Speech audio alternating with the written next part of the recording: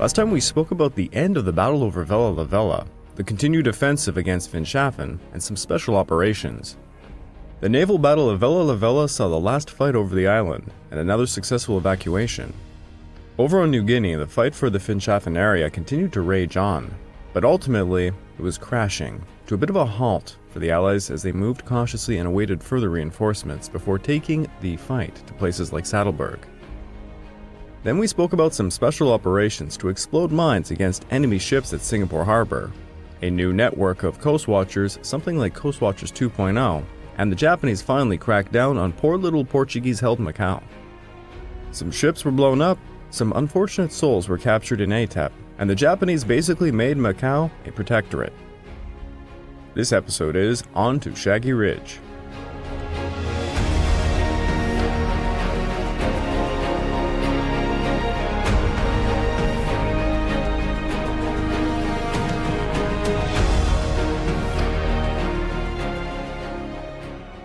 Welcome back to the Pacific War Podcast week by week, and I'm your dutiful host, Craig Watson. But before we begin, I just want to remind you all that this podcast is only made possible through the efforts of Kings and Generals over at YouTube.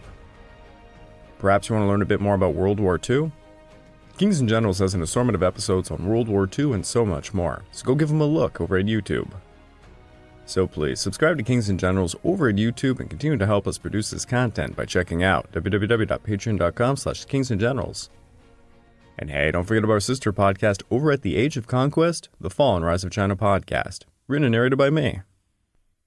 And if after all that you are still hungry for some more history, why don't you check out my personal channel, the Pacific War channel over at YouTube. Over on my personal channel, I just released an episode on France during the Pacific War, in both English and French. Also, please check out my Patreon account at www.patreon.com/thepacificwarchannel for more exclusive podcasts. The Japanese had entered the Southwest Pacific as conquerors, rapidly grabbing forward bases in places like New Britain, New Guinea, and the Southern Solomon Islands. Yet now in 1943, they were being pushed back, their resources were shrinking, and their troops' morale was crashing. With the Allies becoming stronger with each passing day, General Imamura and Admiral Kusaka had very little hope of emerging victorious in the coming battles. All either men could do was prepare the best possible defenses they could and hope for a miracle to delay the Allied advance. General Nikai's forces prepared to make a stand at the Finestri Range, and General Katagiri prepared a counterattack against Finschhafen. Over in New Guinea, General Vesey's men were continuing their fight against Nikai in the Finestri Range. Since their advance on October the 9th, Colonel Bishop's 227th Battalion had dug in on Trevor's Ridge and John's Knoll. Just after dawn on October the 10th, a small enemy force charged up Trevor's Ridge. The small attack was beaten back. The battalion's diarist would write of the action, "Tojo startled the early morning air with his usual heathen chorus, known to so many as a prelude to an attack. However, 13th Platoon showed him the error of his ways by killing 2 and wounding 1 of his 6 noisy intruders." Meanwhile, the bulk of the 2nd Battalion, 78th Regiment had pulled back to a place known as Shaggy Ridge, which dominated the area around it. Shaggy Ridge stood 5,600 feet tall, with only a single track going along its ridge line. Lachlan Grant would describe the track, "It had places only wide enough for one man to pass, with sheer drops on either side." The Japanese had concentrated along the Ferrari River area, seeking to unleash another counterattack. They had just received reinforcements in the form of the 1st Battalion, 78th Regiment.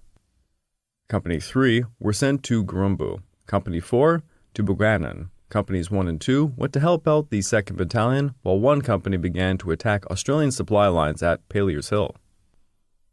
During the afternoon, 2 Japanese artillery pieces began to open fire from the Ferrari River area and at very close range. The first shell passed close to the top of Trevor's Ridge, causing native carriers to freak out and disperse while the shells exploded thousands of yards further on.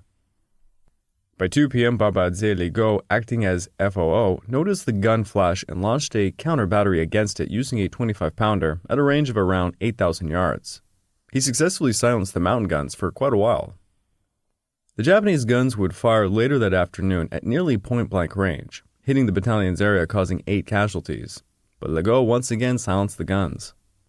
Meanwhile, Brigadier Doherty ordered his 2 and 14th to hold a position at Combarum to support Bishop's advance, while Brigadier Ether ordered his 2 and 33rd Battalion to mop up the Japanese out of the Baganan mountain range.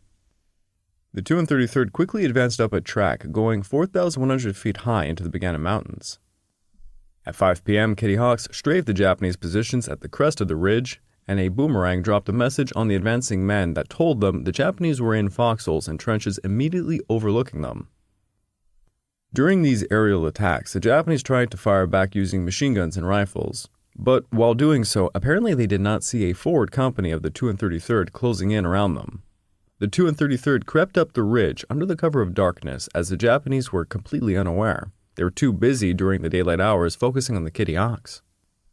During the night, the Australians surprise attacked the Japanese, sending them right into a flight. Many men began running, and then they tried to get themselves together and fight back, but the time and the momentum was not on their side, and the Australians soon seized the ridge. On October the 10th, Vasey ordered his forces to patrol extensively. The 2 and 7th were patrolling the Kesawai area. The 2 and 2nd concentrated in the Fitai area. The 2 and 16th went west of Bebe, and the 2 and 27th patrolled around Trevor's Ridge towards the Faria River. The 2 and 27th skirmished with the enemy who were defending their artillery positions. To the east of the Faria and the Urea rivers, the 2 and 33rd were patrolling past the feature that they had just captured. Their patrols ran into ambushes and they were forced to go back. On October the 11th, Japanese raiding parties attacked a supply line going between the 2 and 14th and the 2 and 27th battalions, forcing the former to send a platoon to seize Pellier's Hill. A platoon of the 2 and 14th was led by Lieutenant Pellier. They had to advance up the hill in a single file, as most of it was simply too steep. At around 5 p.m., men atop the nearby Kings Hill supported them with artillery, mortars, and machine gun fire. The support was so strong, Pellier's platoon made it up to the first mount without any opposition. Upon the mount, Pellier deployed a Bren gun and 2-inch mortars, while Pellier's men were surprised at the lack of enemy fire, and they rapidly made their way up to what was being called Pellier's Hill by the end of it. As they got closer to the summit, artillery stopped, leaving just mortars and machine gun fire to support. The hill became even steeper, and when they got within just 20 yards of the Japanese, their support fire finally ceased. The Japanese were about a company or so in strength, and they began firing everything they had. During the mayhem, at a critical moment, many Japanese raised their heads from their weapon pits and rolled grenades down on the Australians 20 feet below them. Most of them rolled too far down, doing no damage. The Australians began tossing their own grenades as they charged forward, driving the enemy out. Lieutenant Pellier's platoon had attacked a Japanese company well entrenched in a seemingly impregnable position, routing them, and it was astounding. Despite the heavy support getting up the hill, the Japanese should have easily held their positions.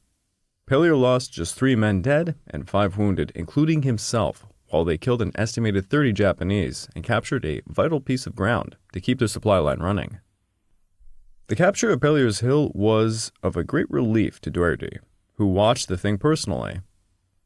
Had his supply line been cut longer, the 2 and 27th may have run out of ammunition and rations. Back over in the Finchafen area, Brigadier Windair now realized he needed to seize Saddleburg in order to secure his gains. General Yamada continued his attacks against the most forward Australian positions at Jaivaneng. At 6:15 a.m., the Japanese cut the telephone lines to the Australian forward positions and they began probing their lines with attacks. The Japanese were driven off by 2 and 3-inch mortars while the Australians cautiously made their way up the Saddleburg Road. They were about a quarter mile from their objective when the leading platoon's leader, Lieutenant Dost, was shot dead. Lieutenant Richardson took another platoon forward to investigate, and he was wounded by gunfire.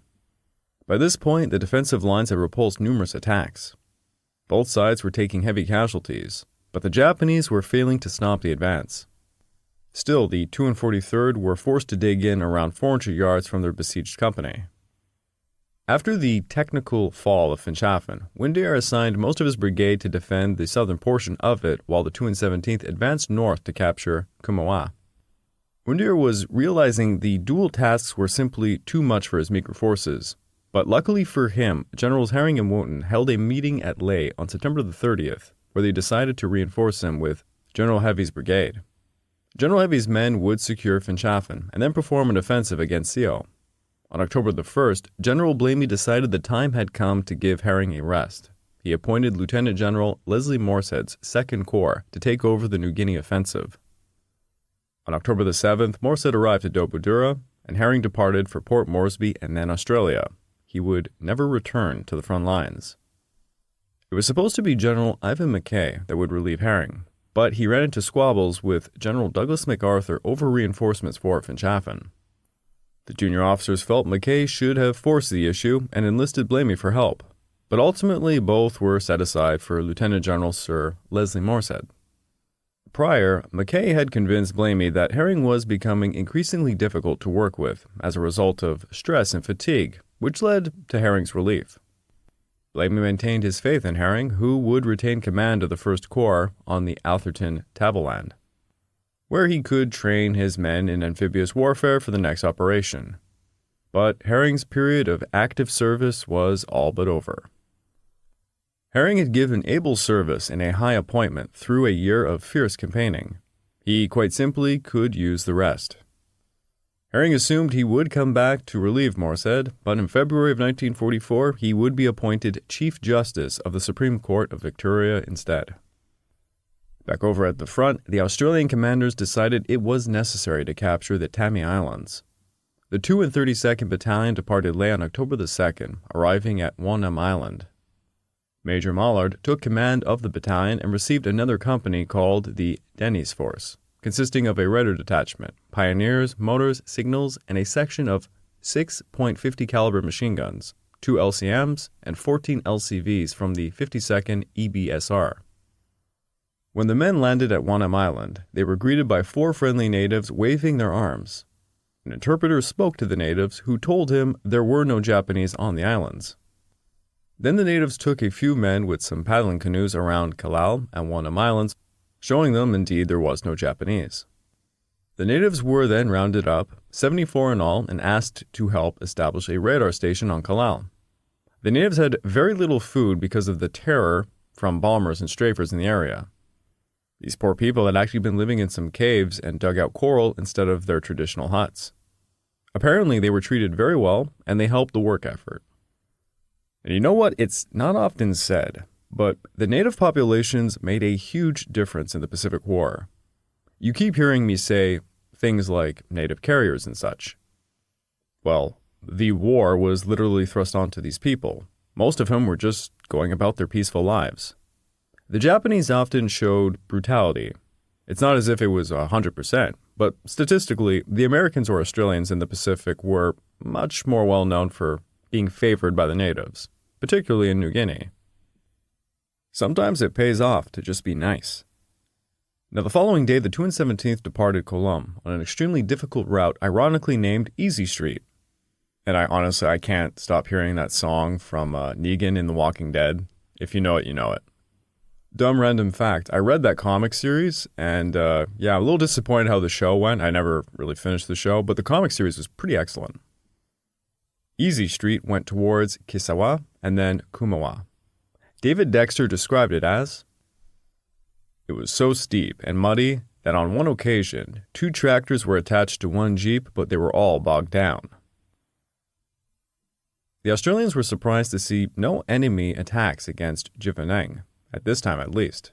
The 243rd attempted an attack at 5:45 p.m., led by Lieutenant Combs' company. The Australians tried desperately to attack the well-dug-in enemy positions along a route. The enemy knew better than them.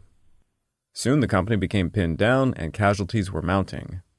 Combe was wounded when his Owen was shot out of his hand. He assessed the situation, 17 casualties with 6 deaths, so he ordered the men to pull back.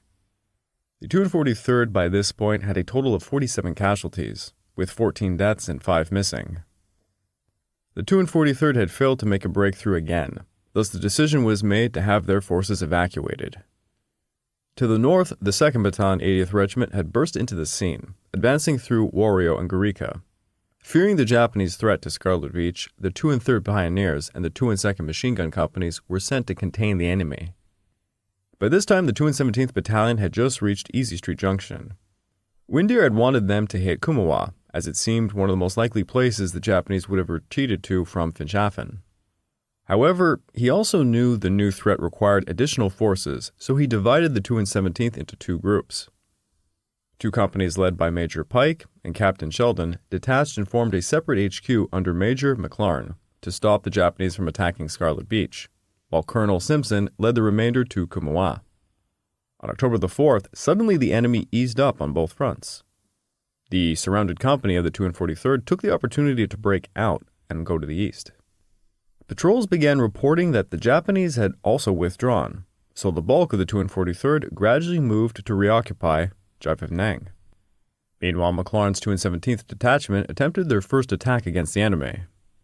McLaren sent two platoons north of the Song River, who quickly found themselves in a firefight with the enemy. They were forced to withdraw. Then at 11:30 a.m., an LCV came over the Song River drawing fire from the Japanese, allowing McLaren to pinpoint exactly where the enemy was. At 2:15, McLaren sent a platoon to make contact with the Japanese again, followed up by 5 p.m. with Pike's company. The Japanese were hit with an artillery bombardment as Pike's company came single file, and they advanced to an assembly position around North Hill. The next day, North Hill's area was seized, and just as the Australians had managed to encircle the enemy's position, scouts reported that they had abandoned it. It seemed to the Australians that the Japanese had withdrawn into the mountains again. In truth, General Yamada was preparing a counterattack. As for General Katagiri, by late September he had ordered his 2nd Battalion 79th Regiment to advance through a native inland path avoiding the coastal roads over some western hills that led to Saddleburg. The battalion arrived at Boring Benoni by October the 7th, while the rest of the division got to Saddleburg by October the 11th. With the reinforcements on hand, Katagiri planned a major counterattack aimed at Arndt Point, due for mid-October. Meanwhile, on October the 5th, the 217th successfully seized Kumawa after fighting a small engagement against an enemy post in the village. The 215th were quickly directed to relieve them at Kumawa, as the 217th began to see continuous counterattacks. Simpson's 217th were being hit from the northeast, west, and south. His position was too thin, leading to a large danger of encirclement. The Japanese performed numerous infiltrating attacks, trying to break his lines of communication to add to Simpson's misery.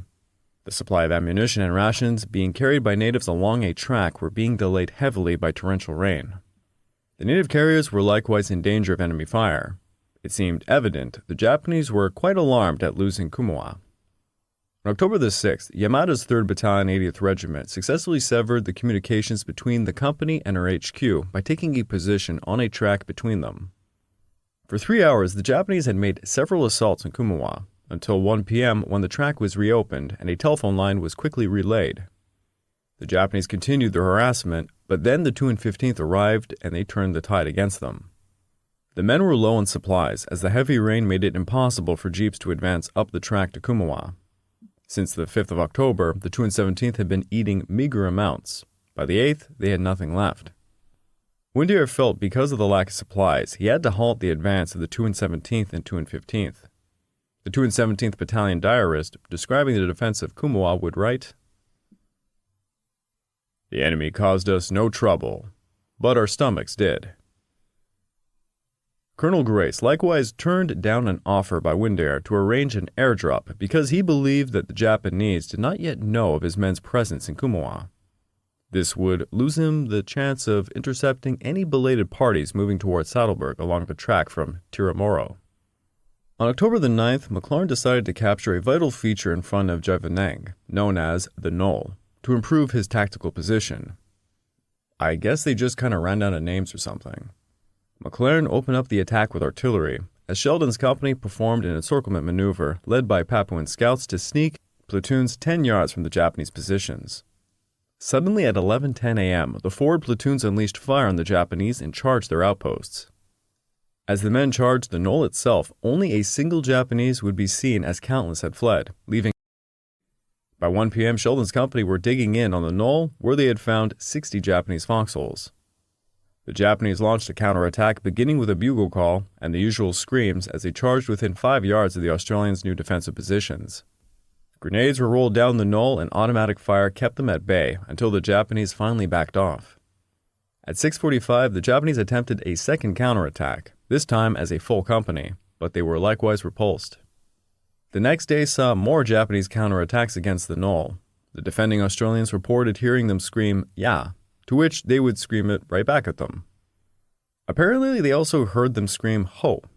The Australians would also scream, "Ho," back at them.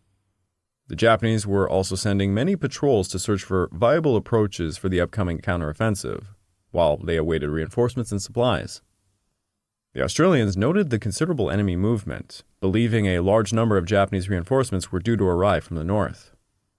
Back over in Leh, General Wotton's HQ and the 24th Brigade had finally begun their departure for Finschhafen. When Wotton landed, he decided to reorganize his forces to gain control of the approaches to Wario and Saddleburg, hoping to also provide an opening to launch an offensive against Seo. He divided the Finschhafen area into 3 sectors of responsibility. The 24th Brigade would defend the Scarlet Beach area. The 20th Brigade would perform an offensive against Saddleburg, and the 22nd Battalion would defend the Dregger Harbor area. On October the 11th, the 2 and 17th finally re-secured Jevevenang on the 12th. Wotton then sent Captain Gore with Company C of the Papuan Battalion to perform a large-scale deep patrol looking into the Wario, Saddleburg, Marororo area. On the 13th, the 2 and 15th hit back at the Japanese west of Kumua. At 9 a.m., they began a firefight around 150 yards apart, using machine guns mostly. Casualties were high for both sides, but Sergeant Else kept the 4 platoons advancing, refusing to allow the forces to be pinned down. The Japanese had 39 deaths before they began fleeing. The Australians suffered 5 deaths and 30 casualties. For the next 2 days, things seemed to be relatively quiet, but it was to be the calm before the storm, as Katagiri earmarked October the 16th for his counteroffensive. Wotton knew something was on its way, and he was greatly relieved to see the arrival of the 2 and 28th and the 2 and 32nd Battalions on October the 15th.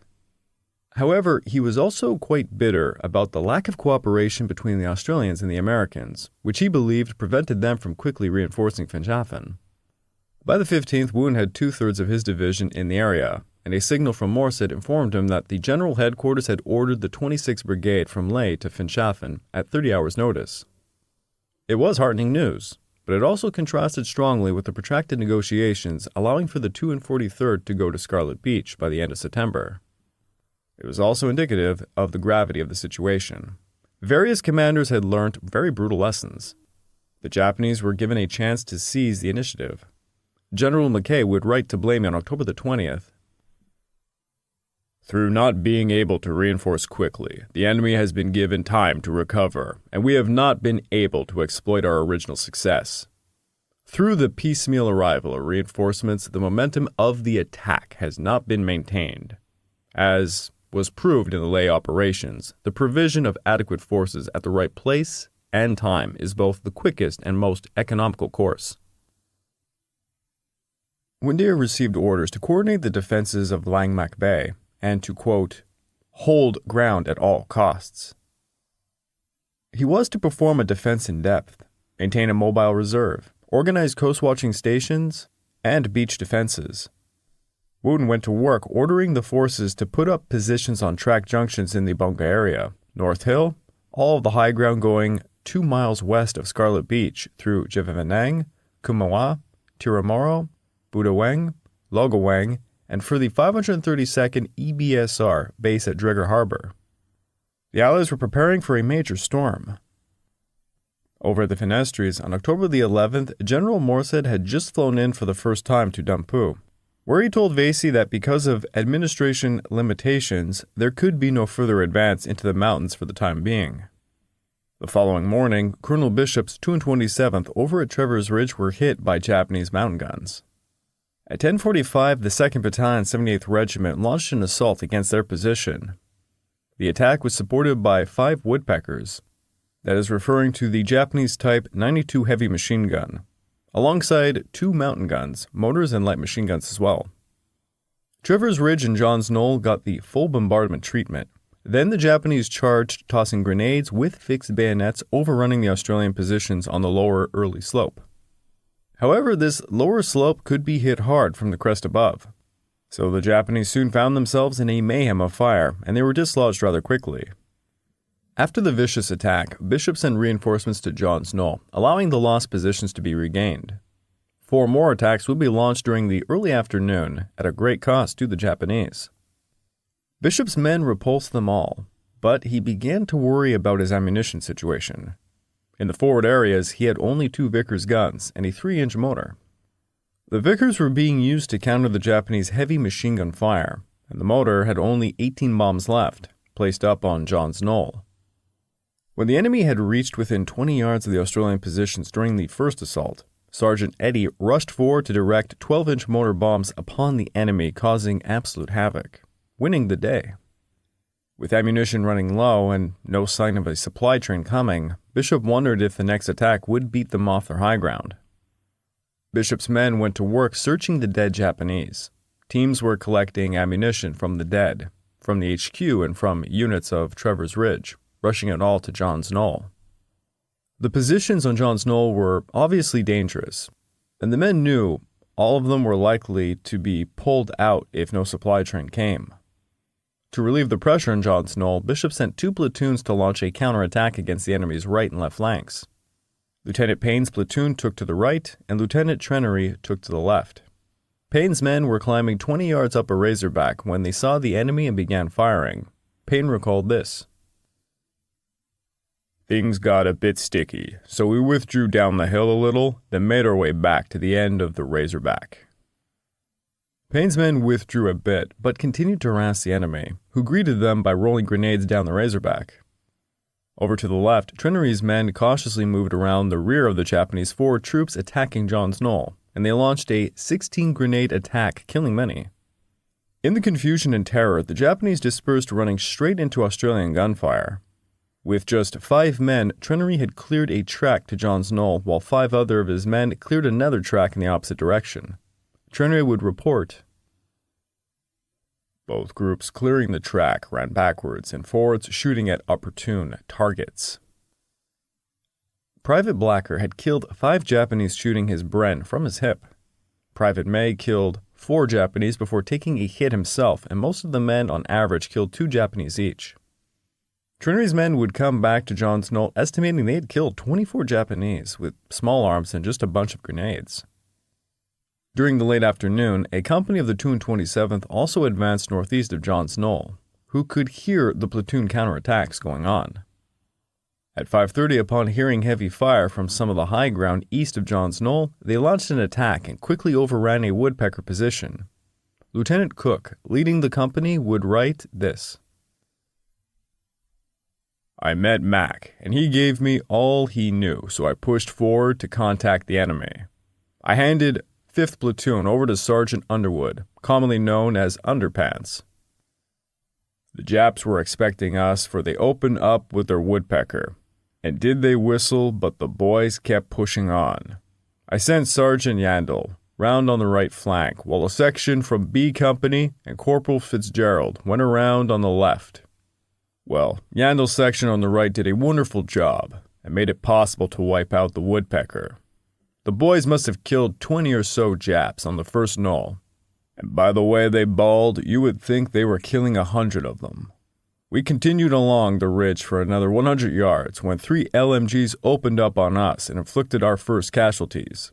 2 killed, 4 wounded. One of the killed was Dean, who had done a fine job killing several Japs while firing his Bren from the hip as he advanced. At about this time, I found a young soldier of B Company alongside me, so I asked him, what would win, the good wood, whereupon he told me not to be so bloody silly. It was no time to talk about races. Well, we had to shift these gunners, so Lum kept moving his section forward on the right flank, and 2 of the gunners got out while the others covered them. Then Lum volunteered to go over to the top after the remaining one himself, so I slipped up behind him to give him some covering fire. But as Lum went over the top, the Japs cleared off into the kunai. By nightfall, the enemy attack ceased. The Allies had not yielded an inch of ground. A supply train came at midnight, to the great relief of the defenders. Hunkering down the way he did, Bishop had won a notable battle. The 227th lost 7 men dead and 28 wounded, but estimated they had killed maybe 190 Japanese. More importantly, the Australians refused to be pushed from their vantage points. The Japanese would continue their attacks on Trevor's Ridge with their woodpecker from a new position just above the plateau across the Faria. Thus, the defenders' hard work was not over. Brigadier Doherty decided to relieve the exhausted 227th with a 216th. After the fierce fight at John's Knoll, the Japanese had pulled back to Shaggy Ridge's line. They ran in front of the Kankuri Saddle. It was here that General Nikai was determined to make his final stand. Additionally, back on October the 9th, the first echelon of Admiral Maury's forces had just reached Kari. Men who had performed the march recalled, "The track deteriorated and was only passable on bare feet without any heavy packs, and some simple scaffolding had been set up by the engineers to help the troops pass. The cold increased as the group climbed higher, and the precipitous cliffs continued one after another. More men began to die from the cold and from losing their footing. This was at the head of the Sanam River Valley, where there was a sheer drop on one side of the track and a sheer rock face about 90 meters high on the other. The final climb to the summit was made over a muddy, one-man track where the line came to a stop, and the men sat with their legs dangled over the edge of the track. The men took 4 days of rest before they would march onwards towards Sio. For 10 days, General Nakano's forces continued their retreat to Kari. Local natives had been enlisted to help carry the food and medical supplies that had landed at Kari up to the troops moving down the coast. Originally, 20 landing craft were supposed to help move the food from Madang, but they were being used for troop transport following the Australian landing at Finchafen. The Japanese began setting up a series of food caches in villages, seeing tons of rice carried and placed in key positions. The 4th echelon reached Kari on October the 18th, 33 days after they had departed Leh. From the original 6,600 IGA and 2,050 IJN forces that had left Leh, a total of 6,544 men, of which 5,001 IGA and 1,543 IJN members had survived the retreat across the Sarawak Range, arriving safely to the coast. It was clear, General Blamey's earlier assessment that, quote, "A few of the enemy remnants will escape the hardship of the mountain tracks," was very wrong. But that is it for Green Hell today, for we are going to be jumping back over to the CBI theater. Now there had been considerable developments in the global war for the Allies. The Japanese were gradually being pushed back to the Southwest Pacific. The Kingdom of Italy signed the Armistice of Casabil, as Allied forces were now occupying Sicily and they were soon going to hit Italy proper, and Germany was about to lose Ukraine. The tide had distinctly turned against the Axis. In the China theater, the 7th War area of General Sun Lianzhong had dispersed into the fertile plains of Hunan province. The commander of the China Expeditionary Army, General Shonoku, deemed it necessary to perform a crushing blow against him. He ordered General Yokoyama to advance upon the Chengdu area, where Sun had his HQ. Yokoyama concentrated his 5 divisions, the 39th, 58th, 3rd, 116th, and 68th Divisions of the 11th Army, along the Yangtze River area between Yicheng and Yuyang by late October. Once his forces had concentrated enough on the left bank of the Yangtze, Yokoyama planned out an offensive set to launch on November the 2nd. Defending the Chengdu area was the 6th War Zone's 10th, 26th, 29th, 33rd Army groups, as well as some riverine units and 2 other corps, making a total of 14 corps in all. It was going to be a brutal offensive aimed not at actually capturing the city of Chengdu, but rather tying up the NRA to reduce its combat ability in the immediate region and to thwart it from reinforcing the Burma theater. Over in India, the horrible Bengal famine of 1943 had just kicked off. Back in March of 1942, after the Japanese began their occupation of Rangoon, a major consequence was the severing of routine exports, such as Burmese rice to India and Ceylon. In June, the Bengal government established price controls for rice, and on July the 1st, fixed prices were at a level considerably lower than the prevailing market price. The fixed low prices thus made sellers reluctant to sell, leading to their stocks disappearing, getting stored or being sold on the black market. In mid-October, southwest Bengal was hit by a series of natural disasters that destabilized the price more, causing another rushed scramble for rice, boosting the Calcutta black market. On March the 11th, the provincial government rescinded its price controls, resulting in dramatic rises in the price of rice, due partly to speculations. This caused a massive period of inflation between March and May of 1943. May saw the first reports of death by starvation in Bengal. The government tried to reestablish public confidence by insisting that the crisis was all being caused by just speculation and hoarding. But their propaganda failed to dispel the public's belief that there was, in fact, a shortage of rice. The Bengal government never formally declared a state of famine, even though the Famine Code would have mandated a sizable increase in aid. The unrest gave fuel to the Free India movement, led by Subhas Chandra Bose, and many of his troops would have diverted from Burma to help maintain the order. Bose made his famous proclamation, "Give me blood, and I will give you freedom," as he assumed leadership over the reformed INA on July the 4th of 1943. The new INA's 1st Division under Major General Mohammad Zaman Kyana had drawn many Indian POWs who had previously joined the Mohan Singh's 1st INA. They also drew POWs who had not joined in 1942. Their new force consisted of the 2nd Guerrilla Regiment known as the Gandhi Brigade, which consisted of 2 battalions under Colonel Inayat Kayani, the 3rd Guerrilla Regiment known as the Azad Brigade, consisting of 3 battalions under Colonel Gulzara Singh, and the 4th Guerrillas known as the Nehru Brigade, led by Lieutenant Colonel Gurubask Singh Dhiran. The 1st Guerrilla Regiment, Subhas Brigade, was led by Colonel Shah Nawaz Khan, and was an independent unit consisting of 3 infantry battalions. There was also the Special Operations Group, Bahadur Group, which were operating behind enemy lines. And there was even a separate all-female unit created under Captain Lakshmi Sawamithan. This unit was intended to have combat commitments. They were named the Rani of Jhansi Regiment after the legendary rebel queen Lakshmi Ba of the 1857 rebellion. Their members were drawn from the female civil populations of Malay and Burma. The reformed INA were reinvigorated and they were causing a lot of mayhem. The Indian government responded with a scorched earth policy to deny foodstuffs to the Japanese and Free Indian Army, who might try to invade India.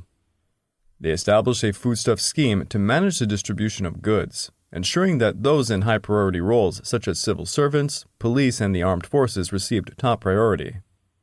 A second boat denial policy was also implemented.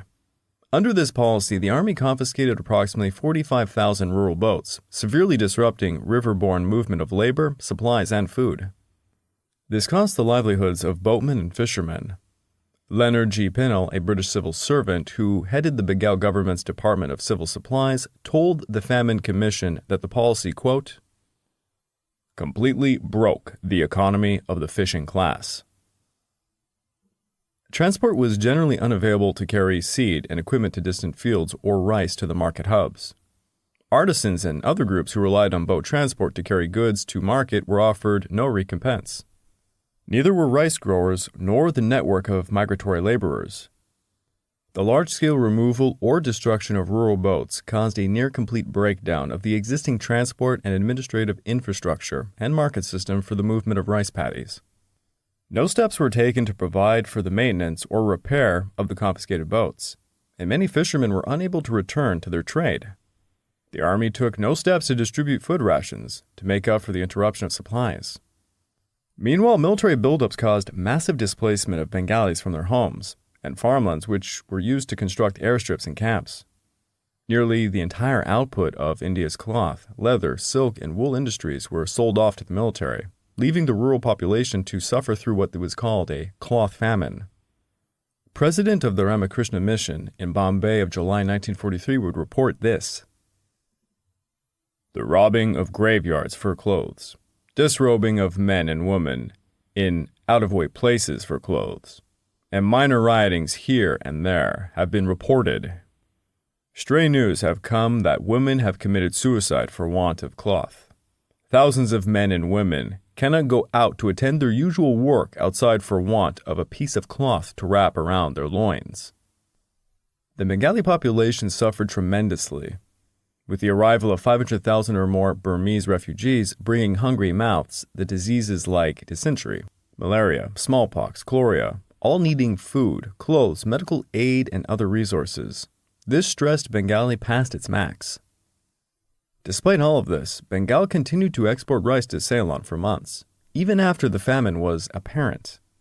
To make matters even worse, local rice crops were becoming infected with brown spot disease. On October the 16th, Bengal was hit by a massive cyclone. This resulted in the deaths of 14,500 and 190,000 cattle. The cyclone unleashed 3 tsunamis, which overwhelmed the seawalls and flooded 450 square miles, adding more misery to 2.5 million people. Bose went to work, exploiting the crisis backed enthusiastically by the Japanese, to establish the Azad Hind Provincial Government of Free India in Singapore in October. The first INA was roughly 40,000 troops strong. The reformed second INA would begin with around 12,000 troops, and as a result of Bose's dynamic appeal would peak to around 100,000 volunteers and combatants of around 50,000. Bose would say, "Local civilians joined the INA, doubling its strength.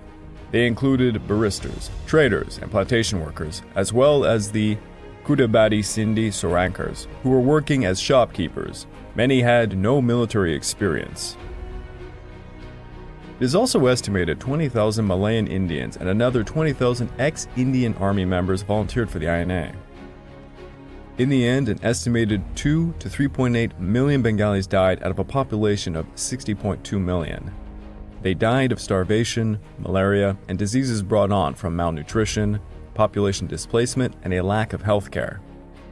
In the man-made famines afterwards, millions would be left impoverished and the social fabric had been torn to shreds.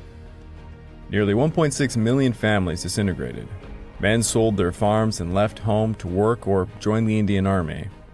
Women and children became homeless, traveling to larger cities in search of some relief. It was a vicious cycle of death that would help bolster the Indian independence movement. I would like to take this time to remind all of you that this podcast is only made possible through the efforts of Kings and Generals over at YouTube. Please go subscribe to Kings and Generals over at YouTube and continue to help us produce this content by checking out www.patreon.com/kingsandgenerals. And hey, don't forget about our sister podcast over at The Age of Conquest, The Fall and Rise of China podcast, written and narrated by me. And if after all that you are still hungry for some more history, why don't you check out my personal channel, the Pacific War channel over at YouTube. Over there I've just released an episode in both French and English on France's role during the Pacific War. And please do check out my Patreon account at www.patreon.com/thepacificwarchannel for more exclusive podcasts. The battle for Saddleburg was about to begin, and so was the battle for Chengdu.